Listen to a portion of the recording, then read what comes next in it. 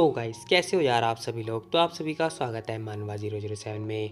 अब यार आप लोग सोच रहे हो कि भाई ये कौन सा मानवा आ गया। तो मैं पहले बता दूं ये थोड़ा नया मानवा है। मैंने जानबूझ के आप लोगों को दिखाया है ताकि आप लोग का जो ध्यान है ना वो वैन वैन की तरफ से हट जाए और किसी और के ऊपर ध्यान लग जाए।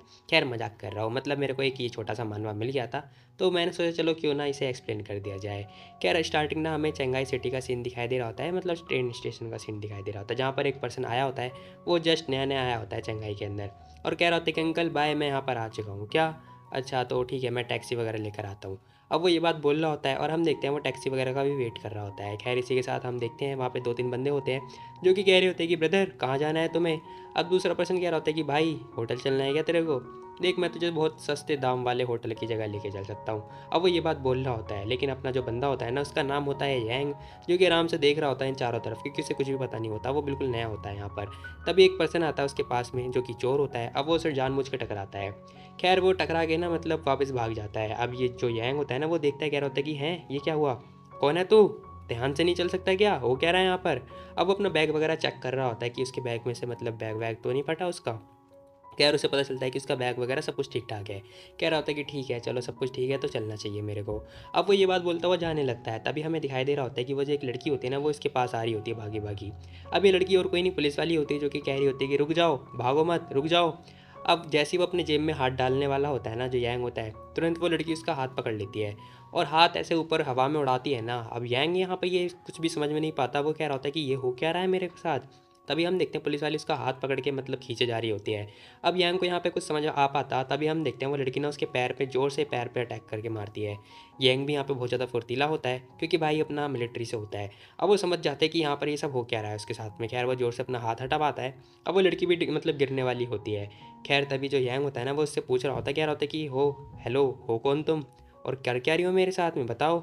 अब जो वो लेडी होती है ना वो कह रही होती है कि सुनो नौटंकी मत करो, मैंने तुम्हें खुद देखा है पर्स चुराते हुए है ना। तुमने उस लड़के की हेल्प करी और वो भाग गया, उसने तुम्हें पर्स दे दिया है ना। अब वो कह रहा था क्या क्या तुम पुलिस वाली हो, बताना जरा पुलिस ऑफिसर हो तुम, अपनी आईडी दिखाओ मेरे को, मैं तो नहीं मानता। अब जो यांग होता है वो मानने से मना कर देता है। खैर पुलिस वाली अपना आईडी कार्ड वगैरह दिखा रही होती है, कह रही होती है कि देखो तुम्हारी इतनी हिम्मत, एक तो तुमने चीज़ें चुराई है साथ साथ में तुम्हारी इतनी हिम्मत कि तुम मेरे ऊपर ये बात बोल रहे हो कि मैं पुलिस वाली नहीं हूँ, साथ में मेरे ऊपर अटैक भी किया। खैर उसके बैग में से ना वो पर्स वगैरह भी निकाल देती है और कह रही होती है कि ये देखो ये रहा पर्स, अब तुम मेरे साथ ब्यूरो चलो ठीक है, मैं तुम्हारी कहानी वहीं पे ठिकाने लगाऊंगी। अब वो ये बात बोल रही होती है। अब यांग सोच रहा होता है कि शिट मैं जैसे उस लड़के से टकराया था यानी उस बंदे से टकराया था उसने मेरे बैग में ये सब कुछ रख दिया होगा। ये सब हो रहा है। खैर यांग को सारा मामला समझ में आ जाता है। थोड़ी देर के बाद हम देखते हैं कुछ टाइम के बाद ये लोग इस पुलिस स्टेशन में आ चुके होते हैं। वो कह रहा होता है कि देखो मैं तुम्हें कितनी बार बता चुका हूँ मैं एक फॉरेनर हूँ और जस्ट अभी थोड़ी देर पहले ही चौंघाई के अंदर आया था। लेकिन जो पुलिस वाली होती है वो बिल्कुल भी मान नहीं रही होती है। खैर वो जो बंदा होता है ना यांग, वो अपना डॉक्यूमेंट वगैरह दे रहा होता है और टिकट वगैरह दिखा रहा होता है। अब ये पुलिस वाली टिकट वगैरह देख रही होती है, कह रही होती है कि अच्छा ये बात है। अब यांग कह रहा होता है कि देखो मैंने तो तुम्हें पहले ही बोला था कि मैं जस्ट अभी थोड़ी देर पहले ही आया हूँ, टिकट वगैरह देख सकती हो तुम। अब वो कह रही होती है कि अच्छा ठीक है ठीक है ठीक है तुम जा सकते हो, तुम फ्री हो जाओ। अब वो ये बात बोल रही होती है लेकिन जो ये यांग होता है ना कह रहा होता है कि अच्छा बोलना कितना आसान है, तुम्हें क्या लगता है कि मैं ऐसे ही चला जाऊँगा, देखो तुम्हारी वजह से ना मेरे को नहीं पता आखिर मेरे को कहाँ जाना था, मैं अपना एड्रेस वगैरह सब कुछ भूल चुका हूँ। मुझे लगता है ना कि ये जगह बहुत ही ज़्यादा अच्छी है, यहाँ पे खाना पीना बिल्कुल फ्री है और तो मैं क्यों ना यहाँ पे रहने लूँ, मैं यहीं पे रहना चाहता हूँ। वो कह रही होती है कि देखो गेम मत खेलो मेरे साथ में, क्या तुम मरना चाहते हो, तुम्हारी इच्छा है क्या मरना। अब वो ये बात बोल रही होती है। वो कह रहा होता है क्या देखो तुम बहुत अच्छे से बात करती हो, क्या मैं तुम्हारी हेल्प कर सकता हूँ। अब जो यांग होता है ना वो उल्टा उसकी हेल्प करने की बात कर रहा होता है। पुलिस वाली कह रही होती है क्या मेरी हेल्प, मेरी हेल्प कैसे, किस चीज़ में मेरी हेल्प। अब वो ये बात पूछ रही होती है उससे। वो कह रहा होता है कि देखो तुम ना बस मेरे को 500 युआन दे दो, मैं तुम्हारी हेल्प कर दूंगा उस चोर को पकड़ने में। अब वो ये बात बोल रहा होता है बिल्कुल मज़े में बोल रहा होता है जैसे कि भाई इसी को पता हो सारा जो चोर है वो है कहाँ पर। खैर वो उसे 500 युआन दे देती है फटाफट, कह रही होती है कि ये लो 500 युआन, मेरे साथ नौटंकी मत खेलना और ट्रिक वगैरह यूज़ मत करना ठीक है, ये तुम्हारी मेडिकल एक्सपेंसेस है। वो कह रहा होता है कि ठीक है अच्छी बात है। अब वो 500 युआन फटाफट अपनी जेब में डालता है और कह रहा होता है कि ये देखो ये रहा, ये उसका आईडी कार्ड वगैरह है जो कि गिर गया था, तुम इससे ढूंढ सकती हो उसे आखिर वो कहाँ पर होगा। अब वो उसका आईडी कार्ड वगैरह ले लेती है, कह रही थी कि अच्छा ठीक है जब तक मैं उसे ढूंढ रही हूँ तब तक तुम यहीं पे रहने वाले हो ठीक है, तुम यहीं पे रहोगे कहीं नहीं जाओगे ओके। अब वो ये बात बोल रही होती है उसे। खैर वो कह रहा होता है कि अरे मैं कहाँ जाऊँगा, मैं यहीं पे रहने वाला हूँ, इतनी बढ़िया पर्सनैलिटी वाली पुलिस ऑफिसर मेरे को मिली है, ही कहाँ जाऊँगा मैं। अब वो ये बात बोल रहा होता है। थोड़ी देर के बाद हमें दिखाई दे रहा होता है, कुछ घंटे के बाद वो आती है, कह रही होती है कि ओ उठ जा। लेकिन जो अपना यांग होता है ना वो तो अपना आराम से सो रहा होता है। खैर वो कह रही थी कि अब तुम जा सकते हो। वो कह रहा होता है कि अच्छा तो तुमने उसे पकड़ लिया है। वो कहने लगते हैं कि हाँ पकड़ तो लिया है। खैर वो अपने मन में सोच रही होती, कह रही होती कि ये लड़का ना बहुत ज़्यादा ही लक्की है, क्योंकि वो इंसान मेरे को होटल में मिल गया था। खैर हम देखते हैं ये दोनों ना पुलिस स्टेशन से बाहर आ ही रहे होते हैं, तभी हमें दिखाई देता है कि वो जो बंदा होता है, जो चोर होता है, उसे पकड़ लिया होता है पुलिस वालों ने। अब चोर ना उन पुलिस वालों से कह रहा होता है कि तुम लोग पुलिस वाले हो, इसीलिए क्या मैं होटल में नहीं रह सकता? बताओ मेरे को, मैं होटल में रहता हूँ। अब वो ये फालतू की बातें कर रहा होता है, लेकिन जो पुलिस वाले होते हैं उसे वो तो उसे टांग के मतलब उठाते उठाते लेके आ रहे होते हैं। खैर वो आता है।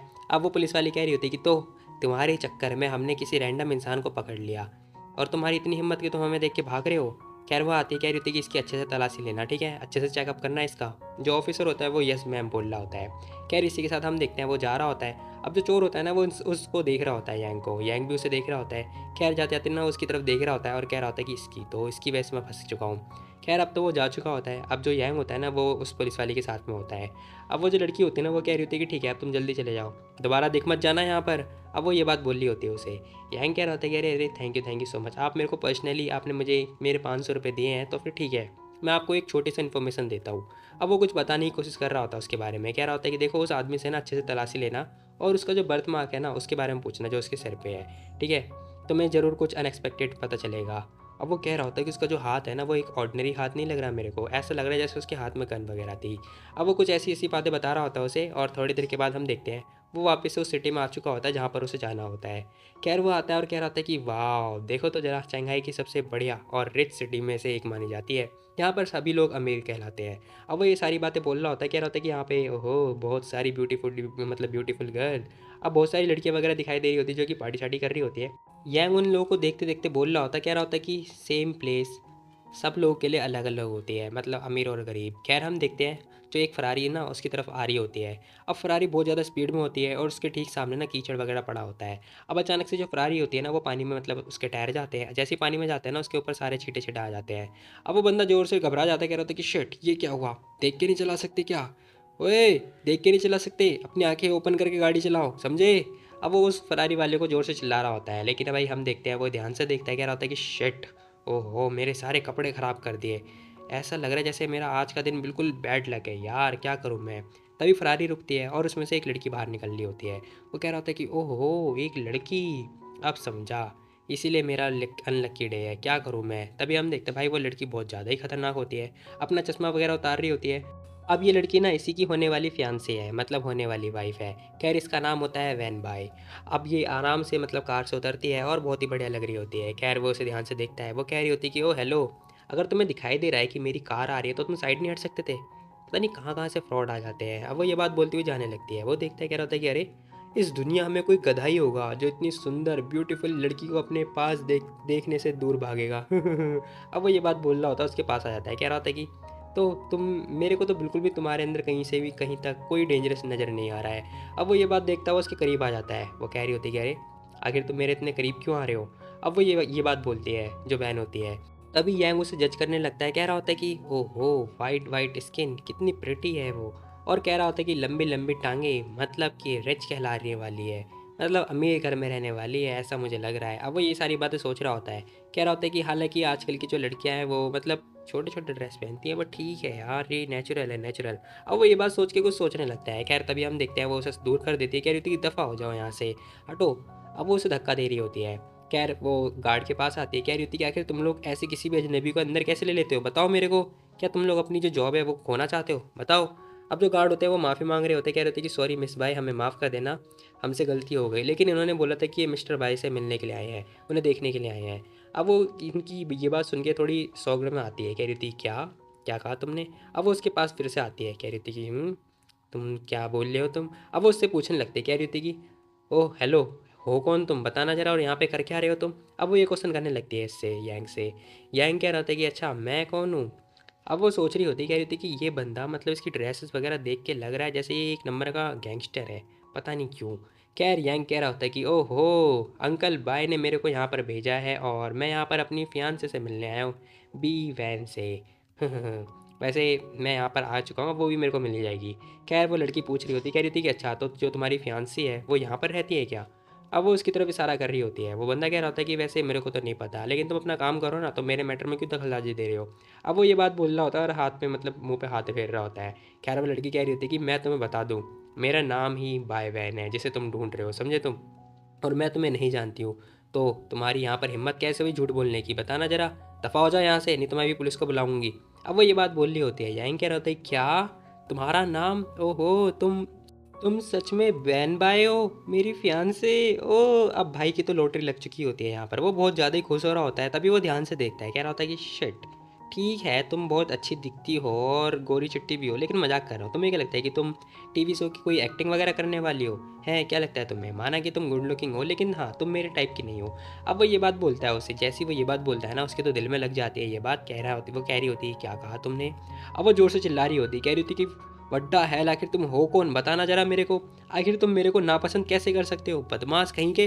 अब वो बहुत ज़ोर ज़ोर से गुस्सा कर रही होती है भाई। उसके ऊपर तो तन बदन में आग वगैरह लग चुकी होती है, लेकिन भाई भी अपना बहुत ज़्यादा ढेर साड़ा होता है। वो उसकी तरफ देख रहा होता है, कह रहा होता है कि शिट यार, ये मैंने क्या कर दिया। खैर वो कह रहा होता है कि ठीक है जाने दो मेरे को, बकवास करना बंद करो, मैं चला। अब वो ये बात बोलता हुआ जाने लगता है। वो लड़की देखते कह रही थी कि है इग्नोर कर दिया इसकी, तो वो मेरा घर है, कहाँ जा रहे हो तुम। अब वो जोर जोर से चिल्ला रही होती है कि ये घर तो मेरा है, लेकिन हम देखते भाई वो जाने लगता है। तभी वो जो लड़की होती है ना भाई, वो इसके ठीक पास आ चुकी होती है। तभी यंग जैसी रुकता है ना, वो जो लड़की होती है वो इससे टकरा जाती है, और टकराने मात्र से ही वो ना गिरने वाली होती है। अब यंग उसे देख लेता है कि ये लड़की गिरने वाली है। खैर मैं होता तो छोड़ देता, मज़ा आ जाता, लेकिन वो जैसे तैसे करके उसे पकड़ लेता है। अब भाई यहाँ पर हो चुका होता है रोमांटिक एंगल। खैर वो कह रहा होता है कि अरे अरे वाइफी, तुम बहुत जल्दबाजी में क्यों हो रही हो, क्या तुम्हें घर नहीं चलना क्या। देखो ये हमारा फर्स्ट टाइम है और पहली मुलाकात, मतलब पहले में ही इतना एम्बेरसिंग, यार मैं तो एम्बेरस हो रहा हूँ बहुत ज़्यादा। वो ये बात बोलता हुआ हंस रहा होता है। खैर वो कह रहा था कि अब वो किस कर रहा था अपनी वाइफी को। खैर वो उसकी तरफ देखती कह रही थी कि क्या कर दिया ये मेरे साथ, ये आदमी पागल है क्या। खैर जो यैन होता है ना, वो कह रहा होता है कि ठीक है मैं जा रहा हूँ, बाय बाय टाटा। वो ये बात बोलते हुए जाने लगता है। अब वो लड़की कह रही होती है कि ये मरना चाहता है क्या मेरे से। खैर तभी हमें दिखाई देता है एक बंदा आ रहा होता है बहुत तेज़ी से, खतरनाक तरीके से। अब ये और कोई नहीं, ये उसका बॉडीगार्ड होता है, जो कि बहुत ज़्यादा गुस्से में दिखाई दे रहा होता है, क्योंकि भाई इसके सामने, इसके ठीक सामने इसकी कोई मालकिन की ऐसे कोई कैसे कर सकता है। खैर वो उसके पास आ रहा होता है मारने पीटने के लिए। अब जो यंग होता है ना, वो ये बात नोटिस कर लेता है, क्योंकि भाई अपना आर्मी में था यार। अब वो देख लेता है कि ये बंदा उसके पास आ रहा है। तभी हम देखते हैं भाई वो पर्सन बहुत तेज़ी से उसके ऊपर पंचेस वगैरह मारने लगता है, लेकिन अपना यंग ढेर साड़ा होता है, जो कि जैसे तैसे करके आराम से डॉज कर लेता है। खैर उसका बॉडीगार्ड दोबारा से दूसरा पंच मारने की कोशिश कर रहा होता है, लेकिन यंग दोबारा बच जाता है। अब भाई बॉडीगार्ड को बहुत ज़्यादा ही गुस्सा आ चुकी होती है। अब वो ना आग वगैरह निकाल के फाइट वगैरह करने लगता है, लेकिन यंग कह रहा होता है कि ओहो तो तुम इसके बॉडीगार्ड हो, है ना। सच में यार बाई फैमिली ना मतलब बहुत बढ़िया बढ़िया बॉडीगार्ड रखती है। अब वो बंदी जो लड़की होती है ना, वो कह रही थी कि दफ़ा हो जाओ तुम यहाँ से, कौन है तुम्हारी वाइफ, मैं नहीं हूँ तुम्हारी वाइफ, लॉन्ग वू बाहर उठा के फेंक दो इसे। अब वो बॉडीगार्ड कह रहा होता है कि यस मिस, आप चिंता मत करो, मैं थोड़ा बाहर उठा के फेंकता हूँ। अब वो फिर से एक पंच दे के मारता है, या फिर जो भी है हाथ वगैरह दे के मारता है। अब उसमें से मतलब आग वगैरह भी निकल रही होती है, लेकिन अपना जो यंग होता है वो तो आराम से उससे बच जाता है। खैर वो कह रहा होता है कि ओहो यहाँ के जो बॉडीगार्ड है बहुत ही बढ़िया है, बढ़िया है।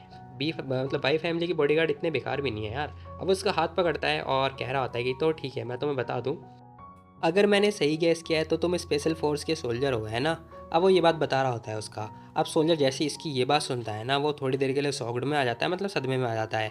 अब उसकी आंखें थोड़ी बड़ी बड़ी हो चुकी होती हैं, क्योंकि भाई को गुस्सा बहुत ज़्यादा आ रहा होता है, क्योंकि भाई एक छोटे से बच्चे से वो कैसे पिट सकता है। खैर तभी वो फटाफट चाकू निकालता है। अब जैसी चाकू निकालता है ना, अब यहाँ पे जो लैंग होता है वो कह रहा होता है कि ओहो मेरे साथ खेलना चाहते हो, है ना। मतलब यंग वो कह रहा होता है कि मेरे साथ खेलना चाहता है, ठीक है फिर। अब वो भी इसके ऊपर एक ज़ोर से अटैक करने की कोशिश करने वाला होता है। बॉडीगार्ड थोड़ा डर रहा होता है, क्योंकि भाई इसके ऊपर अटैक करने वाला है जो है।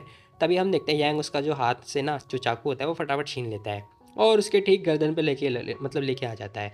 अब बॉडीगार्ड कह रहा होता है कितनी जल्दी, अरे तेरी। अब बॉडीगार्ड को बिल्कुल भी सांस वगैरह नहीं आ रही होती है, बेचारा जैसे तैसे करके जो घूंट होता है वो अपने अंदर लेता है, और कह रहा होता है कि शिट यार ये तो बहुत ज़्यादा खतरनाक बंदा निकला। अब यंग ने ना उसके मतलब गर्दन पे चाकू रख दी होती है। बॉडीगार्ड कह रहा होता है कि ये बंदा तो बहुत ज़्यादा स्ट्रॉन्ग है यार, क्या करूँ मैं। खैर यंग अपने आप को बता रहा होता है, कह रहा था कि भाई देख मैं तेरे से और ज़्यादा इंटरेस्टेड नहीं हूँ फाइट करने में, क्योंकि तू बहुत ज़्यादा ही कमज़ोर है। खैर मैं बता दूँ, मैं ना मिस बाई का होने वाला फियांसे हूँ, तो अपने ही लोगों को क्यों हिट कर रहा है बता। अब वो बंदा कह रहा होता है क्या फियांसे। खैर वो कह रहा होता है कि और नहीं तो क्या, तुझे क्या लगा। खैर वो चाकू वगैरह घुमा घुमा के दिखा रहा होता है उसे, मतलब उसके साथ शो ऑफ कर रहा है, मतलब उसके सामने शो ऑफ कर रहा है। खैर वो कह रहा होता है कि चलो ठीक है फिर मैं जा रहा हूँ, बाय बाय टाटा। ये बात बोल के जाने लगता है। खैर वो जो लड़की होती है ना, वो भी चढ़ रही होती है बहुत ज़्यादा। वो कह रही थी कि इसकी तो क्या करूँ मैं इसका। अब वैन बाई को बहुत ज़्यादा ही गुस्सा आ रहा होता है, वो अपने पैर वगैरह पीट रही होती है और कह रही होती है तुम एक नंबर के बेशरम हो, बेशरम। देखो, मेरे को नहीं पता आखिर तुम कहाँ से आ गए हो, और मैं तुम्हारी फियांसे कब से होने लगी, बताना ज़रा। मैं नहीं हूँ तुम्हारी फियांसी। अब वो ये बात बोल रही होती है, कह रही होती है कि तुम एक नंबर के झूठे हो, झूठे, दफ़ा हो जाओ यहाँ से, निकल जाओ यहाँ से, दफ़ा हो जाओ। तभी हम देखते हैं उसके जो फादर होते हैं ना वो आ जाते हैं, कह रहे होते हैं कि अरे लिटिल यांग तुम यहाँ पर। अब ये सारी जो तीनों लोग होते हैं ना फटाफट देख रहे होते हैं पीछे की तरफ। तभी हमें दिखाई देता है कि अंकल आ चुके होते हैं, कह रहे होते हैं कि अरे बड़े लंबे समय के बाद मैंने तुम्हें देखा है, मैं तो तुम्हें बड़ी मुश्किल से पहचान पाया हूँ। खैर अंकल भी यहाँ पर आ चुके होते हैं। अब वो पर्सन भी देख रहा होता है, कह रहे होते हैं कि अरे अंकल आप यहाँ पर, मैंने भी आपको बहुत सालों से देखा है। अब वो ये बात बोल रहा होता है अंकल के पास में आके। खैर तभी हम देखते हैं उसकी जो बेटी होती है ना वो फटाफट उससे दूर भागते हुए ना अंकल के पास जा रही होती है, मतलब अपने फादर के पास जा रही होती है, और अपने फादर के पीछे जाके छुप जाती है। खैर यंग ये देख रहा होता है, कह रहा होता है कि हैं इसे क्या हुआ। खैर तभी वो जो अंकल होते हैं ना वो कह रहे होते हैं कि चलो ठीक है, फिर अब तुम लोग यहाँ पर आई चुकी हो तो लिटिल यंग मैं तुम्हें बता दूँ, ये मेरी बेटी है और ये इसका नाम वैंग है, और ये तुम्हारी होने वाली फियांसे है। अब वो ये बात बता रहा होता है अंकल जो होते हैं। यंग कह रहा होता है कि हे अरे अंकल चिंता मत करो, हम लोग तो पहले से ही मिल गए और हम लोग बस जल्दी शादी भी कर लेंगे। वो कह रही होती है कि बकवास करना बंद करो, हो कौन तुम शादी करने वाले, बताना ज़रा।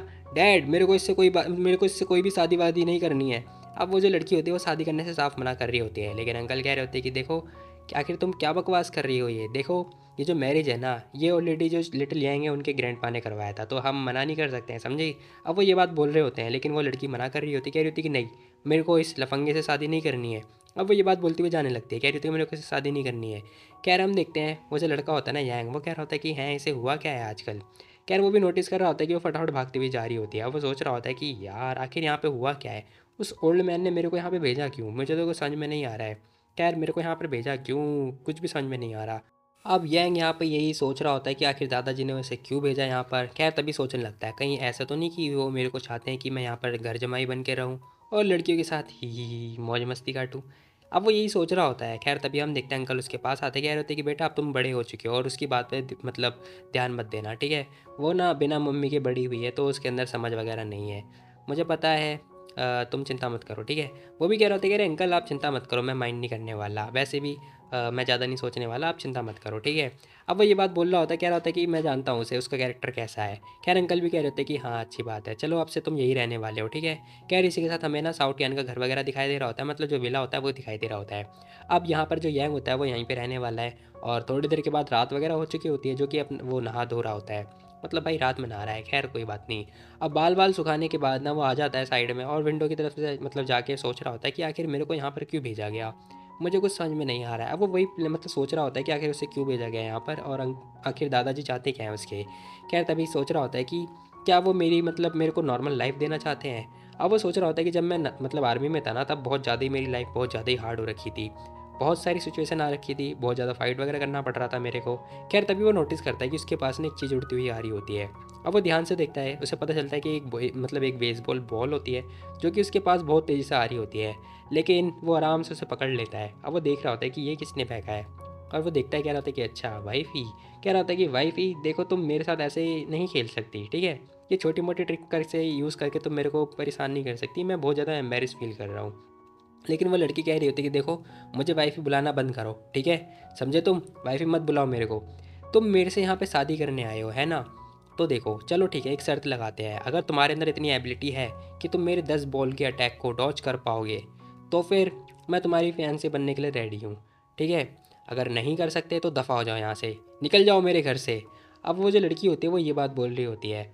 अब बेचारा यांग कह रहा होता है कि ठीक है फिर आ जाओ, ऐसी बात है तो आ जाओ, कोई दिक्कत वाली बात नहीं है। अब वो ये बात बोल रहा होता है और कह रहा होता है कि ठीक है देखो मैं तुम्हारा जो मज़ा है ना वो किरकिरा नहीं करना चाहता, लेकिन ठीक है कोई बात नहीं, ये मेरे लिए थोड़ी एक्सरसाइज जैसी होगी। खैर वो कह रही होती है कि ठीक है ध्यान से देखो। अब वो ज़ोर से जो बेसबॉल होता है ना उस पर ज़ोर से हिट करती है और उसकी तरफ फेंक देती है। खैर हम देखते हैं बॉल जो है यांग के पास आ रही होती है बहुत तेज़ी से उड़ती हुई। यांग यहाँ पे अभी तो कुछ नहीं कर रहा होता है, अब जो बॉल होती है ना वो उसके ठीक पास आ चुकी होती है। वो लड़की कह रही होती है कि मरना चाहता है ना, अब मरेगा तू। खैर वो यही बात बोल के खुश हो रही होती है, लेकिन जो यांग होता है ना वो तो बड़े ही प्यार से उससे डॉच कर लेता है। अब वो साइड में मुंडी करता है, एक साथ नहीं मतलब कई सारी बॉल वगैरह आ रही होती है, 6-7 बॉल आ जाती है, लेकिन यांग आराम से उससे डॉच कर लेता है। अब वो चुपचाप बस खड़ा होता है, वो लड़की देख रही होती, कह रही होती कि हैं ऐसा कैसे हो सकता है, मैं बॉल मतलब बेसबॉल की चैम्पियन हूँ, वो भी बिना किसी एरर के। और ये लड़का बिना किसी मतलब एक भी बार इसे चोट नहीं लगा। मुझे विश्वास नहीं हो रहा, ऐसा कैसे हो सकता है? एक बार तो हिट होना चाहिए। कह रहा वो बहुत तेज़ी तेज़ी से मारने लगती है, कह रही होती है कि रुक जा अब मैं बताती हूँ तुझे। अब वो बहुत ज़ोर ज़ोर से मतलब बॉल को बहुत तेज़ी से मारने लगती है। लेकिन यंग आराम से खड़े खड़े डॉज कर रहा होता है, ना वो हिल रहा होता है ना डुल रहा होता है, कुछ भी नहीं कर रहा होता है, बस अपनी मुंडी उधर उधर हिलाए जा रहा होता है। कह रहा तभी एक बॉल को वो आराम से पकड़ लेता है और देख रहा होता है, कह रहा होता है कि हाँ हाँ हाँ ये है गेम, बस ये तो कुछ भी नहीं है, तो जरा सा गेम था। अब वो हंसे जा रहा होता है बहुत ज़्यादा। कह रहा हम देखते हैं वो कह रही होती कि इसकी तो बास्टर्ड भाड़ में जा। अब भाई हम देखते हैं वो अपना ज़ोर से जो एक लास्ट अटैक होता है ना वो ज़ोर से दे के मारती है उसकी तरफ। लेकिन जो बॉल होती है वो भी यांग के पास जा रही होती है। अब यांग के बिल्कुल ठीक मुंह पे लगने वाली होती है, लेकिन क्या फ़ायदा, वो थोड़ा सा साइड हो जाता है और वो बॉल थोड़ी दूर जाके गिर जाती है। अब वो कह रहा था कि तो ये था तुम्हारा कमाल है। अब इसी के साथ ना वो बहुत ज़ोर ज़ोर से मतलब बेसबॉल पे अटैक करे जा रही होती है उसके ऊपर बहुत सारी बॉल, लेकिन वो आराम से बचे जा रहा होता है और यही सब चले जा रहा होता है। खैर आधा एक घंटे के बाद यहाँ पे यही गेम चल रहा होता है। अब वो बहुत ज़्यादा बोर हो चुका होता है। हम देखते भाई यहाँ पे सारे बॉल वॉल मतलब पड़े हो चुके होते हैं। वो कह रहा होता है कि आए हाय मैं बहुत ज़्यादा बोर हो चुका हूँ, देखो तुम्हारे पास और कुछ नहीं है क्या खेलने के लिए? वाइफी देखो मैं अब और नहीं खेलना चाहता, क्या तुम्हें सच में खेलना है ये मेरे साथ? अब वो ये बात बोल रहा होता है। खैर वो लड़की तो बहुत ज़्यादा परेशान हो चुकी होती, कह रही थी कि हाँ थक गई यार, ये बंदा है क्या है? खाला ये तो इंसान है ना, इंसान ही है ना तू जैंग? अब वो ये बात पूछ रही होती है उससे। कह रहा हम देखते हैं वो उसके ठीक पास आ जाती है। अब वो उसके ठीक पास आ जाता है मतलब और उसका जो मुंडी होता है वो ऊपर की तरफ करता है और कह रहा होता है कि तुम्हें क्या लगता है कि मैं इंसान हूँ? वेल मैं बता दूँ तुम्हें, मैं एक इंसान ही हूँ और हाँ लेकिन हाँ साथ साथ में मैं एक आदमी भी हूँ। अब वो ये बात बोल रहा होता है, कह रहा होता है कि मैं एक मैन भी हूँ। अब वो उसके ठीक पास आ रहा होता है और करीब आने लगता है। खैर उसे लग रहा होता है कि वो उसके साथ में मतलब किस वगैरह करने वाला है। वो कह रही होती है कि तुम्हारी इतनी हिम्मत।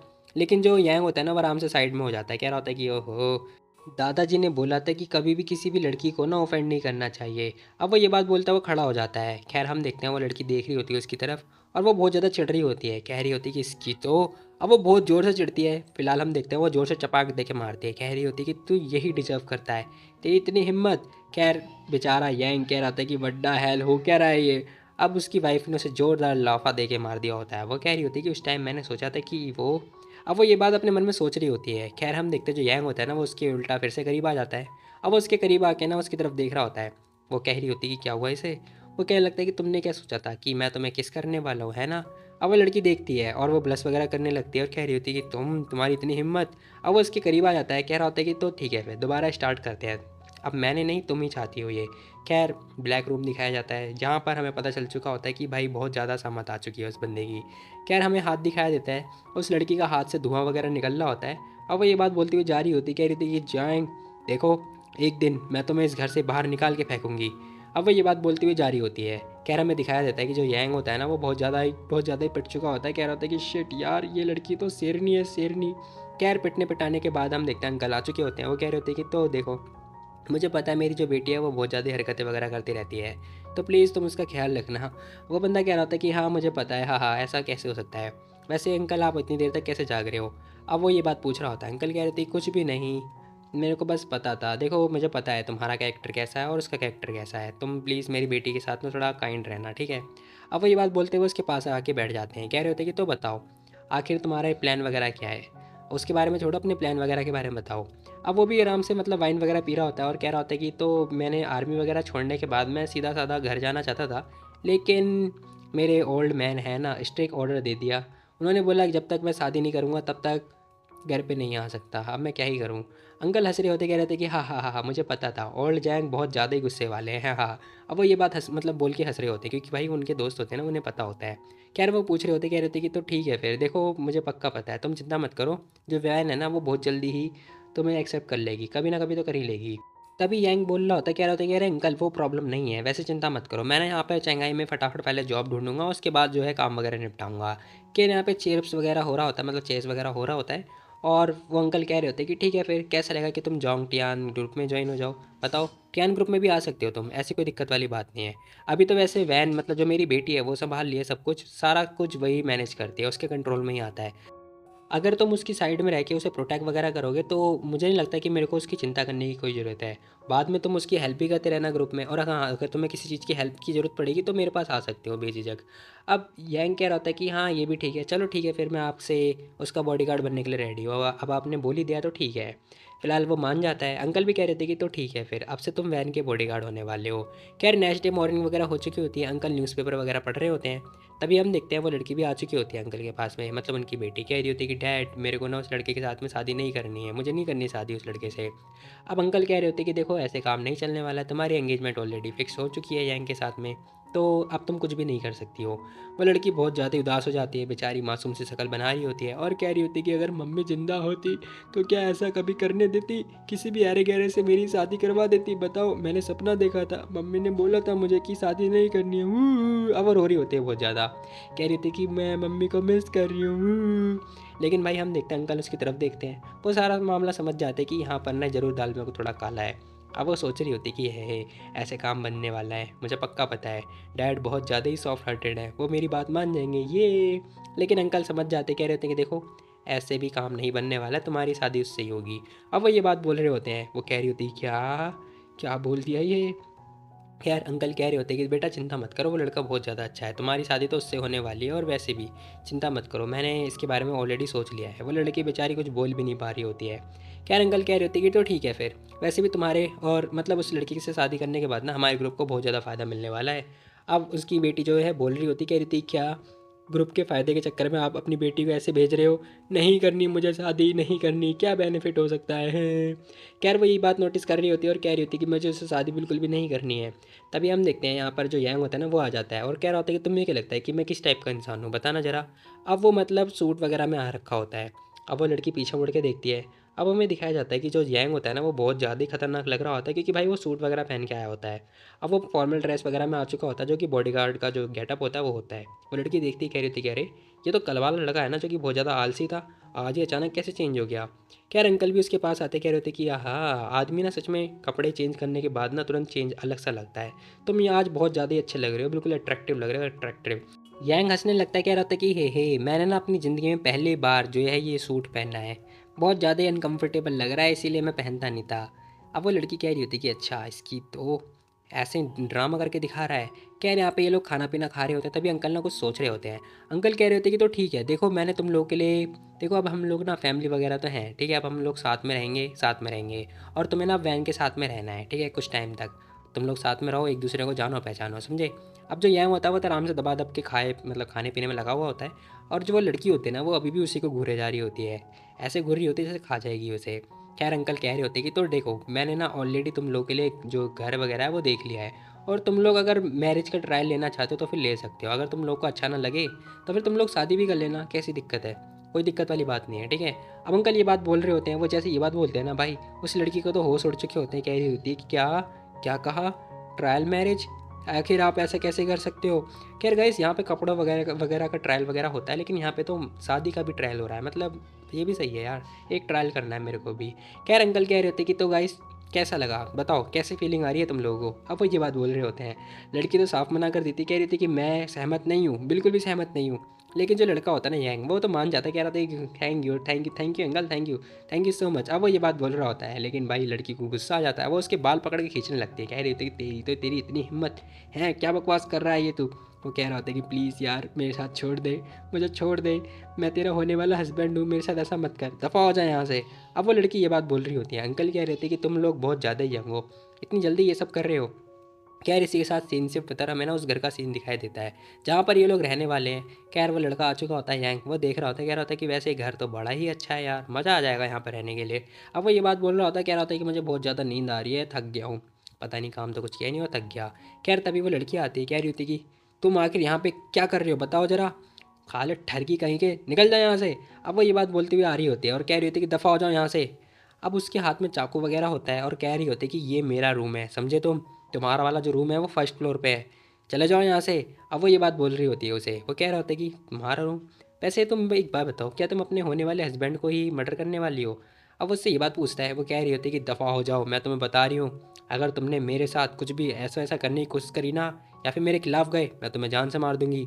अब वो बहुत ज़्यादा डर चुका होता है, कह रहा था कि ठीक है मैं जा रहा हूँ यार, जा रहा हूँ, मारो मत मेरे को। अब अपने बाल पकड़ता हुआ जा रहा होता है, वो लड़की कह रही थी कि हे भाग गया साला भाग गया। खैर तभी हमें दिखाया जाता है कि जो यांग होता है ना वो फटाफट बहुत तेज़ी से आ जाता है और उसका जो चाकू होता है ना वो फटाफट अपने हाथ से छीन लेता है। वो लड़की देखती कह रही थी कि है मेरा चाकू ले लिया, इसकी तो बहुत तेज़ है ये, इसकी माँ का इतना तेज़ कैसे हो सकता है। अब वो यही बात सोच रही होती, कह रही थी कि मुझे तो पता भी नहीं चला ये इतनी तेज़ी से आया और मेरा चाकू भी छीन के भाग गया। अब यहाँ पे लड़की को बिल्कुल भी कुछ होश में नहीं आ रहा होता है। वो कह रही होती है तुम तो जा रहे थे ना, तुम अचानक कैसे आ गए। खैर वो जैसे ही पीछे घूमती है ना, तभी उसका जो पैर है वो स्लिप हो जाता है। अब हम देखते हैं जो यांग होता है उसका भी पैर स्लिप हो जाता है। अब दोनों के दोनों मतलब एक दूसरे के ऊपर गिरने वाले होते हैं, ऐसा हमें लग रहा होता है। लेकिन हम देखते हैं जो वो लड़की होती है ना, वो नीचे बेड पे गिरने वाली होती है। तभी हम देखते हैं वो जो लड़का होता है वो भी उसके कंधा वगैरह पकड़ लेता है। खैर उसे गिरने से वो रोक लेता है और कह रहा होता है कि अरे तुम ध्यान से देखो, गिर मत जाओ, ठीक है। अब यंग उसका हाथ पकड़ता है और हाथ पे मतलब किस वगैरह करने लगता है। खैर यहाँ पे जो है इन दोनों के बीच में रोमांटिक एंगल दिखाया जाता है, मतलब सिर्फ एक साइड से। वो कह रहा होता है कि देखो तुम्हें चोट लग जाएगी तो मैं हार्ट ब्रोकन हो जाऊँगा, प्लीज़ अपने आप को कष्ट मत पहुँचाओ डार्लिंग। अब वो ये बात बोल रहा होता है उससे। अब वो उसके ठीक करीब आ चुका होता है। वो लड़की कह रही होती है कि इसकी माँ का, दूर हो जा मेरे से, मैं बोल रही हूँ तेरे को, अगर तूने मेरे साथ कुछ भी करने की कोशिश करी ना मैं तुझे छोड़ूंगी नहीं। लेकिन वो कह रहा होता है कि शिट, अच्छू। अब जो यांग होता है उसे बहुत तेज छींक आ जाती है। वो कह रहा होता है कि शिट यार तूने कौन सा सेंट लगाया है, मुझे तो समझ में नहीं आ रहा कौन सा सेंट है, ये बड़ा ही खतरनाक है। बेचारे को बहुत ज़्यादा छींक वगैरह आ रही होती है। अब वो नीचे आता है और जाते जाते कह रहा होता है कि मुझे लगता है ना कि तुम्हें जो सेंट है ना वो चेंज कर लेना चाहिए। वाईफी कैसे रहेगा कि तुम अपना जो सेंट है वो चेंज कर लो, वो फ्रूटी वाला जो सेंट नहीं होता वो ले, वो वाला ज़्यादा अच्छा होता है। वो ये बात बोल रहा होता है। तभी हम देखते हैं वो लड़की कह रही होती है कि यांग। अब वो पीछे मुड़ के देखता है। खैर उसे पता चलता है कि उसने जोरदार उसे एक चमाटा देके मार दिया होता है। कह रही होती है कि तेरी भैंस की टांग, तू क्या बकवास कर रहा है, ये मैं सेंट क्यों चेंज करूँ। भाई का मुंह बहुत ज़्यादा ही लाल हो चुका होता है। थोड़ी देर के बाद बहुत बहुत खतरनाक वाली, मतलब कुछ ज़्यादा खतरनाक वाली फ़ाइट हो चुकी होती है। अब वो लड़का कह रहा होता है कि ठीक है भाई मैं जा रहा हूँ, मैं छोड़ छाड़ के जा रहा हूँ, मुझे नहीं रहना तुम्हारे साथ। अब वो ये बात बोलता हुआ जाने लगता है। अब वो लड़की कह रही होती है कि रुक जाओ, देखो मेरे डैड की वजह से मैं तुम्हारे साथ में रह रही हूँ, इसका ये मतलब नहीं है कि मैं तुमसे शादी करूँगी, समझे तुम। अच्छा होगा कि तुम मेरे को थोड़ा स्पेस दो, इस दौरान तुम मेरे साथ कुछ भी ऐसा वैसा उल्टा पुल्टा मत करने की कोशिश करो, समझे तुम। तुम्हें अपने आप को कंट्रोल रखने की ज़रूरत है। तुम अपने अंदर ना ऐसे वैसे कुछ भी आइडियाज़ वगैरह मत लेकर आना मेरे बारे में, समझ में आ रहा है तुम्हें। अब वो लड़की ये सारी बात बोल रही होती है। यांग ये बात सुन के थोड़ा रुक जाता है और उसकी तरफ ध्यान से देखता है। कह रहा होता है कि वाइफ़ी देखो मैं तुम्हें बता दूँ, जो हफ्सी होते हैं ना हफ्सी, मेरे को उसके जैसा मत समझो, ठीक है। वो तो बहुत ज़्यादा बीमार होते हैं, लेकिन मैं हूँ, मैं बहुत ज़्यादा ही तंदुरुस्त हूँ। वो कह रहा होता है कि मेरी मेंटली हेल्थ, फिज़िकल हेल्थ और मैं एक बहुत ज़्यादा हेल्थी इंसान हूँ। अब वो यही सारी बातें बता रहा था और इसी के साथ जो ये एपिसोड है, सॉरी जो ये मांगा है, वो यहीं पे ख़त्म हो जाता है। अब मैं ऐसा इसलिए बोल रहा हूँ क्योंकि भाई इसके आगे के एपिसोड ही नहीं है, क्योंकि ये जो मांगा है वो यहीं तक है, या फिर आगे के एपिसोड डले ही नहीं है, मुझे नहीं पता। मैंने हर जगह ढूंढ लिया, मतलब ढूंढ लिया हर जगह, इस मांगा को मेरे को मिला ही नहीं। बाकी गाइस तुम लोग बताओ तुम लोग को कैसी लगी ये वाली वीडियो, और हाँ अगर ये वाला मांगा होता तो क्या लगता तुम्हें आगे के एपिसोड में क्या होता, क्या ये दोनों शादी कर लेते, पता नहीं ऐसा ही होता मैं मे भी। खैर जाने दो गाइस, तुम लोग बाकी कमेंट में बता देना अगर तुम लोगों को कोई नया मानवा चाहिए तो कमेंट में बताना, और तुम्हारे पास कोई भी सजेशन वगैरह है तो वो भी दे सकते हो, ठीक है गाइस। तो मिलते हैं कल, बाय बाय, टाटा।